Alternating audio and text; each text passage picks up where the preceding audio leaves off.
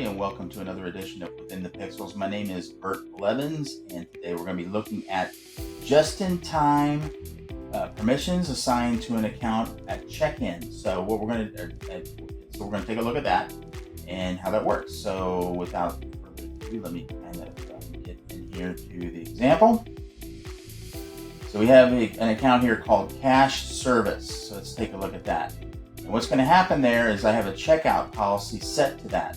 Now, if we were to come over here and take a look at the Active Directory setting for Cache Service here, we can see that Cache is a member of domain guests and domain users at this moment in time. We have not checked this out yet. So we're going to check this out and we're going to watch that change into a domain admin. So essentially what's happening here is the account has no privilege at rest, and when it's being used, it's promoted into a domain admin account. So let's take a look. We're going to check it out. Okay, so we have the particular secret checked out. Now we're going to come over here. This takes a few moments. So let's come over here to Active Directory, come here to Cache Service.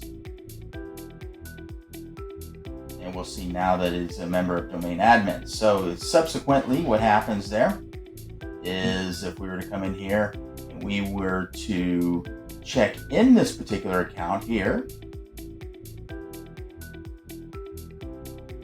Okay, so the account's checked in. So we'll come back over here, wait a moment or two, come back to Cache Service, and we'll see that it's been removed from domain admins and back into a regular guest.